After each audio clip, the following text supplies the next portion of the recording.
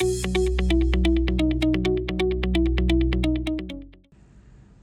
hello, hello, and welcome back to Coco Martinez. I came across this post that I thought was pretty interesting, and I wanted to read it and share it with you and see what you thought. This is titled, No More Single Moms for Me. Broke up with my girlfriend this morning. I'm 29, she's 25, with a 7-year-old son.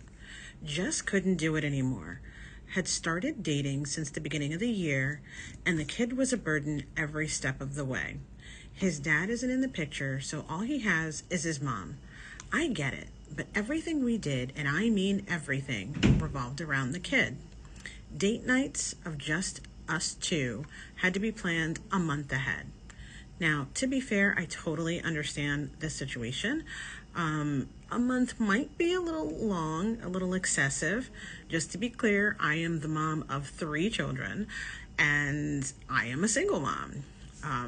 I have 2 older children who are adults now and don't live in the house, and then I have 1 younger child, minor child, who's still living in the house.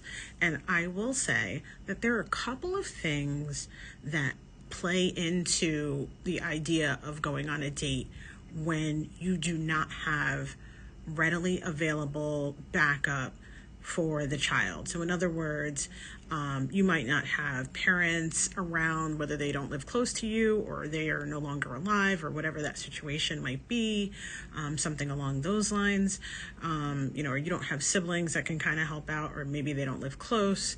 So when you don't have that and you have to then rely on, for example, a babysitter, or like I said, maybe your family, obviously they might work or whatever, and they just don't always have the time to do something like that. But when you have those situations, you have to do some coordinating.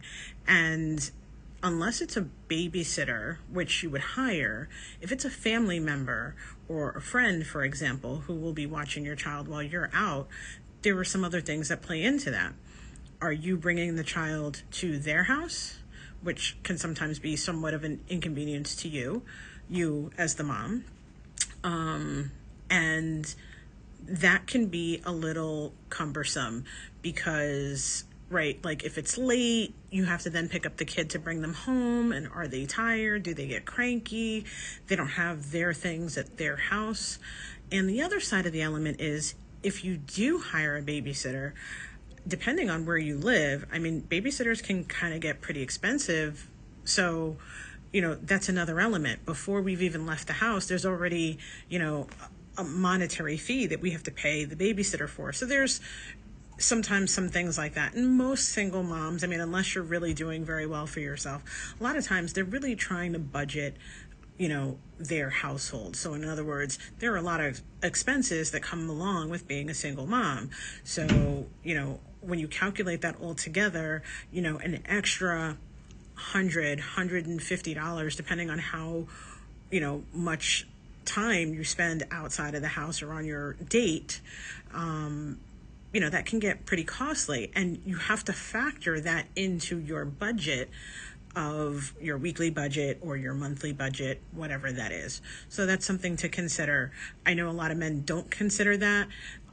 Some men feel like, I'm taking her out on a date to a really fancy restaurant and it cost me, $200. But like I said, depending on how many hours you're out of the house, if your female date, has a babysitter, if she's a single mom, she potentially, is already spending money just to have the kid babysat.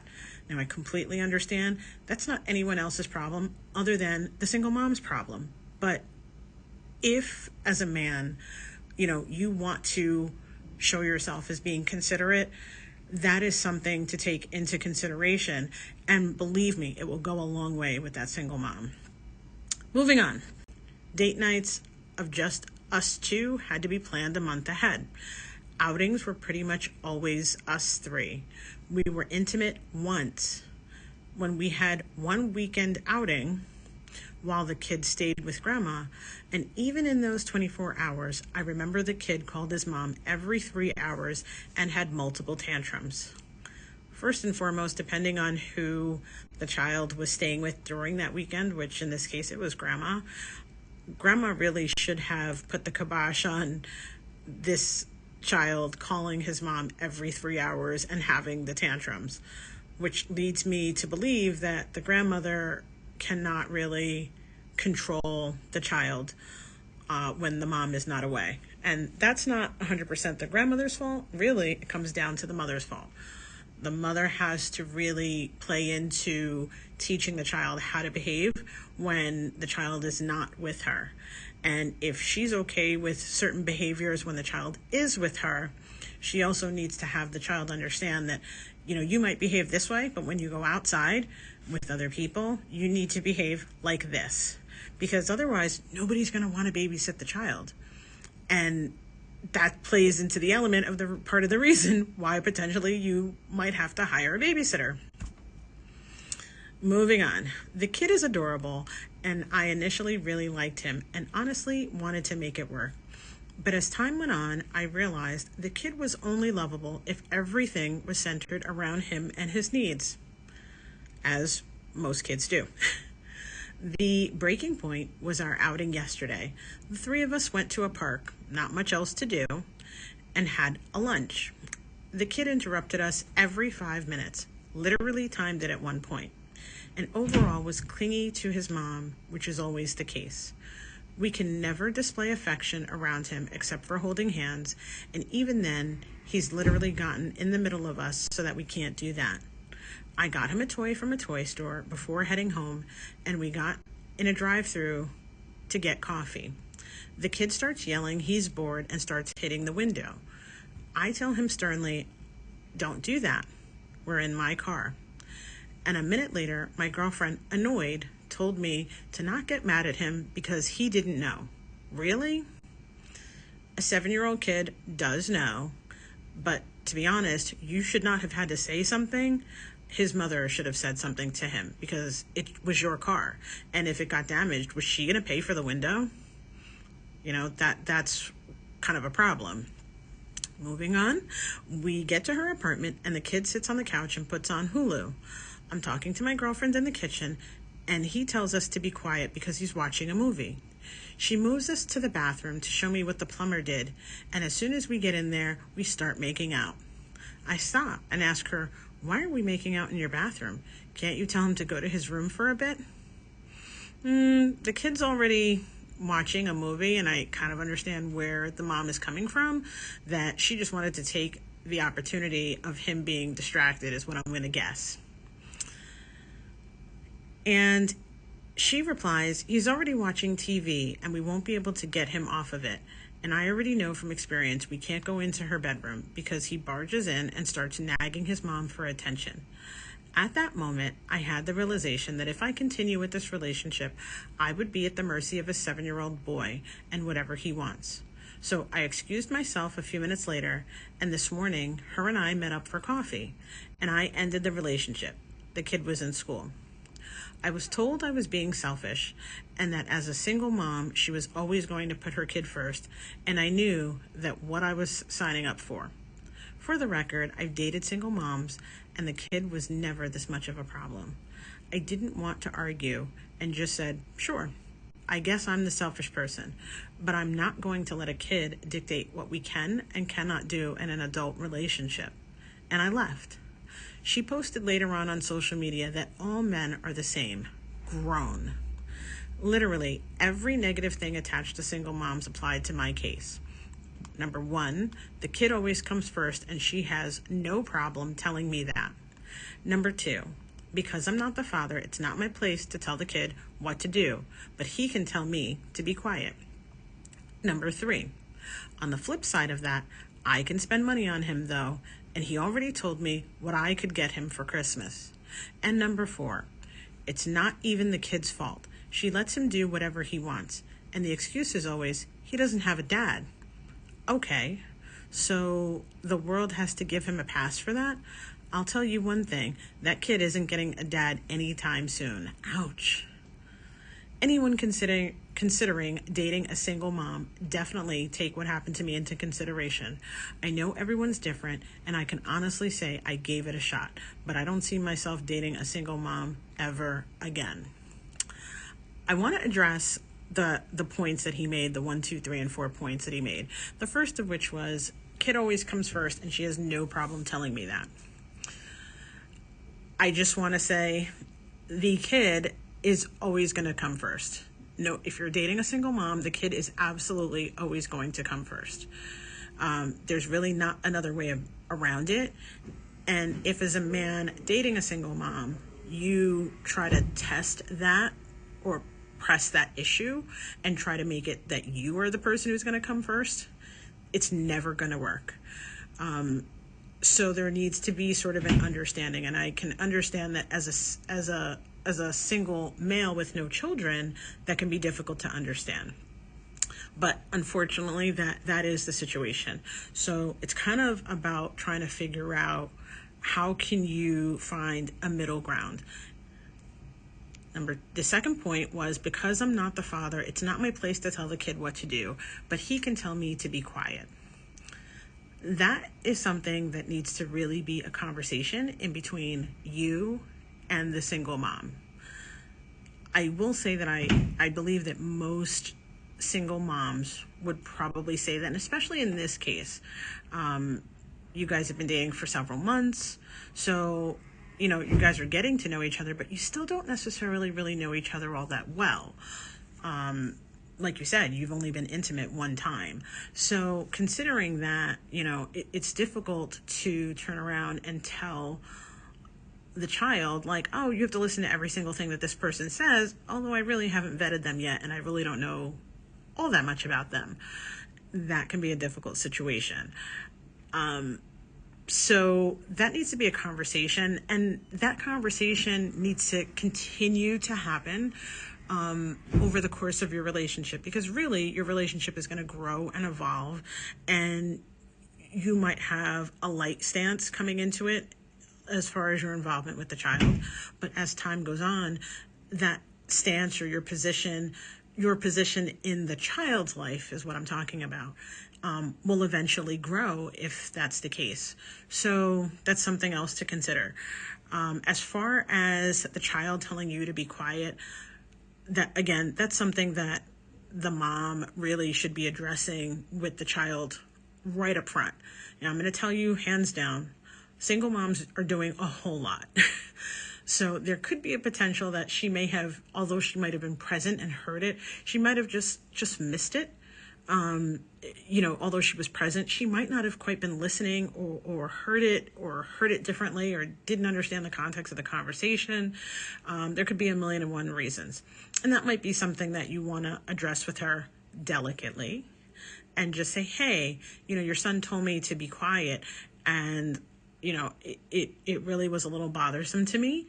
And I was just wondering, what are your thoughts about that? And is that something you might want to speak to him about? Because in reality, if the kid is 7, so if he was in school, would he tell his teacher to be quiet? Would he tell his principal to be quiet?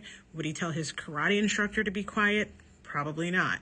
And, bringing it into like a reality of other situations could potentially help you to explain it to that single mom. The third point was, on the flip side of that, I can spend money on him though, and he already told me what I can get him for Christmas. I will tell you that if you are dating a single mom, a great way to get brownie points is to do things with the child. And, these small tokens of things that you might purchase, are certainly a help. However, the kid telling you what you can get him for Christmas is way out of bounds. There's no reason that he should be telling you that. I'm going to venture to say the kid probably at 7 might not really realize, and I will tell you that if he's watching Hulu, clearly he's watching, a good amount of TV, and there are a lot of sort of shows that really have a tendency of coming out with that kind of witty, sarcastic type of personality in some of the characters of the kid shows. And this is going to make a difference. I'm going to tell you right now, kids will emulate what they see. And if they're seeing that on TV, they inevitably are going to test that out with, another adult. And again, that is the mom's position to really jump in there and say, hey, we don't do that. And Santa brings you gifts or whatever that looks like, but unless you specifically ask, they should not be telling you what you can get.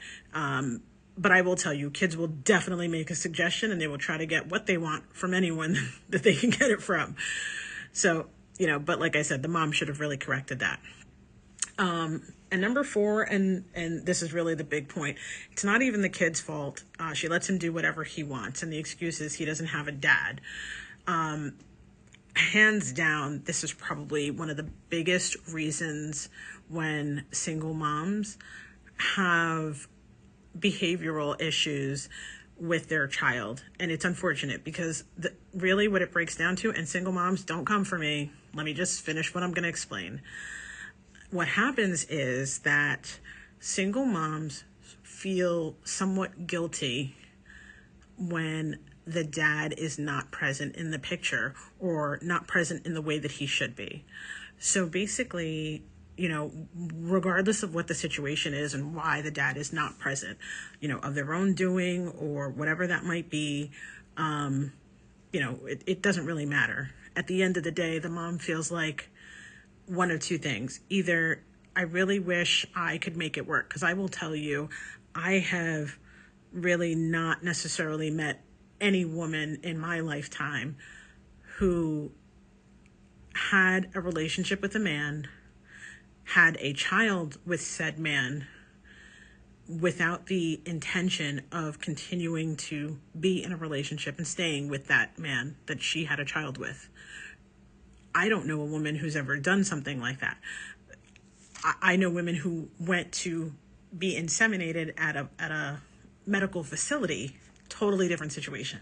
But to turn around and be in a relationship with a man, have a child with that man, that they just intended to be in a relationship, have the child, and then walk away. I don't know any woman who's ever done that. So there's sort of a guilt factor in what was it or why is it that I couldn't make this work? And when I say why I couldn't make this work, whether it not working was on the woman or the man, whatever, they felt like they could not. There's a certain sense of responsibility that they feel like they, missed out on, and also have now their child missing out on. That is a big thing. And also in doing that, there's sort of this feeling of that women are trying to make up for the things that the child's dad is not doing. So it's something to consider. I say this all the time. I think single moms really need to find a way to get into some type of therapy so that way they can kind of resolve some of those issues, and not only resolve it for themselves, but you don't realize that when you are resolving an emotional issue for yourself as a mom, you are also resolving potential emotional issues for your child as well. And when you show your child that this is what fixing something looks like, especially an emotional thing, the child will follow suit. So it's really something to seriously consider. To the gentleman who wrote this, to say that, I don't ever see myself dating a single mom again, I can understand how and why you feel like, a little jaded about doing it. But I promise you, there are plenty of single moms out here who are, trying to balance so much. They're trying to balance their career. They're trying to make sure that they have a roof over their head. They're trying to raise, a child who will be a productive member of society, trying to make sure that they're in the right school and after school programs and, swimming classes. And, oh my gosh, the kid needs glasses. And, how do I pay for new sneakers when his sneaker is falling apart? And, there's just so much to it. And, I have to cook something today and tomorrow and every other day after that. Do I have enough money in order to do this with the child? And, whatever that looks like, it's just so much on that single mom's plate that it really becomes very overwhelming. So here are some things to consider if you're a man who's in that situation. But I'd love to hear from both men who are dating single moms and also single moms and what they think about this post. Have a great day. Like, subscribe, and share.